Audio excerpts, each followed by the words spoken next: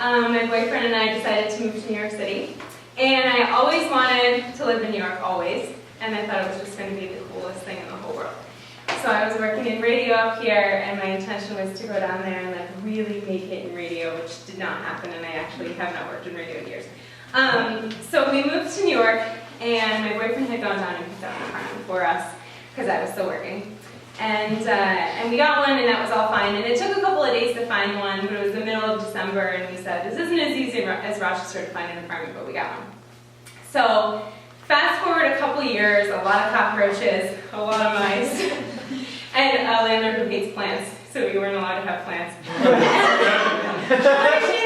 She thought that they caused moisture to come into her house and like flooding to happen. I have no idea. It was really, her son had to have a conversation with us, like, guys, just take your plants off the porch, like bring them inside. And we were like, all right, that's fine. So fast forward 2 years, and we decided that we just needed to live somewhere a little bit less expensive, because it's extremely expensive to live in New York. So we decided to kind of look a little bit further into Brooklyn than where we were living. And this was technically my first experience trying to find an apartment in Brooklyn, because David had found one before. And my job had some layoffs, so I was working part-time at the time, and I was also trying to start Rochester Brainerd, so I was driving back and forth to Rochester 2 or 3 times a month. So I said, well, I'll take up the job of looking for the apartment, because I've got a lot of time off. And so we decided to move in with my friend-in-law. I wanted to save some money since I wasn't going to be there all of the time. And so we're looking for a 2-bedroom apartment. If you've ever looked for a 2-bedroom apartment in New York, not only are they expensive, but they're also never a 2-bedroom apartment. There's like one apartment, there's one bedroom that's like a normal sized bedroom, and then there's another one that should probably be the closet to that room, but they're like, oh no, you can fit a twin-size bed in there. You're like, you can't even fit a twin-size bed. I could like throw a blanket on the floor and sleep there. Probably over the course of the next month and a half, I looked at about 35, 40 apartments, and I wish I was joking, but I really wasted my life looking for apartments. And as time went on, my temper tantrums got a lot larger, and I was like, this is all, I can't wait to move back to Rochester. So we looked at a lot of apartments, and a lot of apartments with half rooms, and a lot of apartments with disgusting bathrooms, and we finally found one that was amazing. It was rent-controlled still. And so it was $800 for a 2-bedroom, and we were like, this is the best thing, like this does not happen. So I had like my checkbook in tow, because when you find an apartment in New York, usually it's like, you have to pay your first month's rent, your deposit, sometimes your last month's rent, and you've got to pay this stupid like realtor fee, which is like really dumb, and there's another like, take my $2,000. So I had my checkbook in tow, I was like, had 2 pens, I was like ready to go. I'm like, there's no way I'm not getting this apartment, it's gonna be good.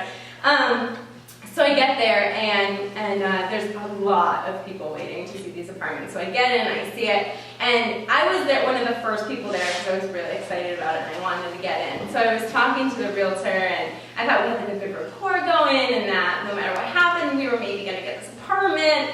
And so, there was a couple other documentation items that I forgot to bring with me, so I had to drive home after seeing the apartment and saying that we wanted it, and I had to drive all the way back to the side of Brooklyn, which can take a very long time. And probably an hour, within the hour and a half that I was gone, this apartment had been rented to someone else already.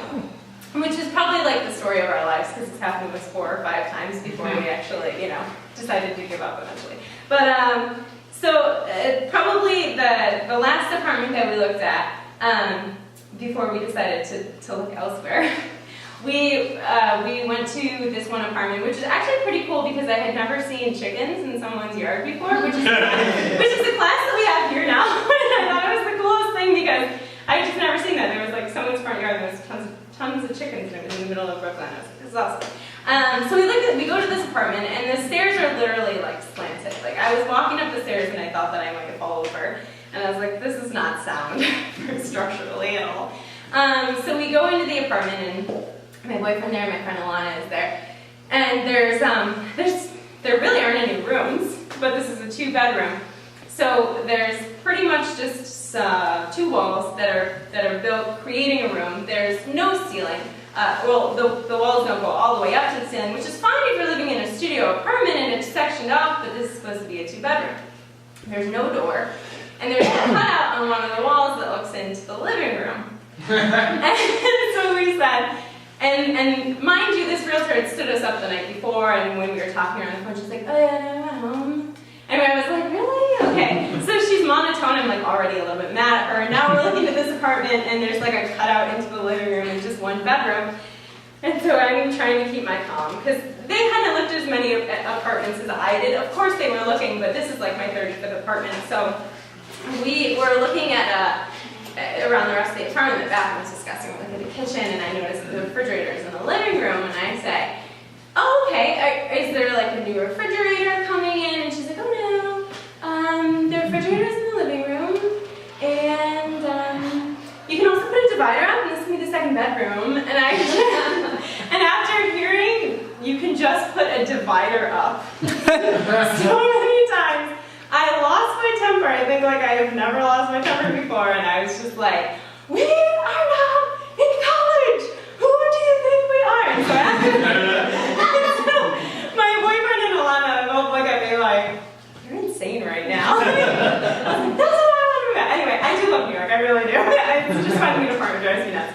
So, anyway, we decided to kind of scrap the Brooklyn thing, and we decided to look in Jersey City, which ended up faring out a lot better. I love Jersey City so much. My boyfriend actually lives there now and is moving back up this weekend. But, so I love Jersey City. But, so we had seen so many bad apartments for months that when we saw an apartment, the first apartment in Jersey City, it looked like gold. We were like, this place looks like it's in dwell. Like, there's no each chair here, but it's still really good. And like, this place is awesome. And so we go and look at it, and we don't go back there for a month when we actually have to move in, and then we go to move in.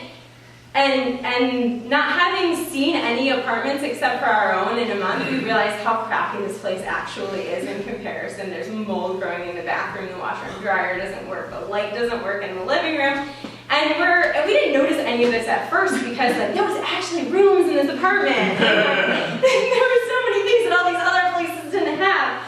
Anyway, long story short, I'm in Rochester doing some work for Rochester Brainery, and I'm at Java's with my friend Nikki. And I see an email come through from my boyfriend to our landlord, and it just says, we'll be moving out this weekend. And I'm like, okay, I guess we're moving again. It was very loud. You could hear people's cell phones ringing upstairs. Their alarms, their like cell phone alarms would wake us up. It was terrible.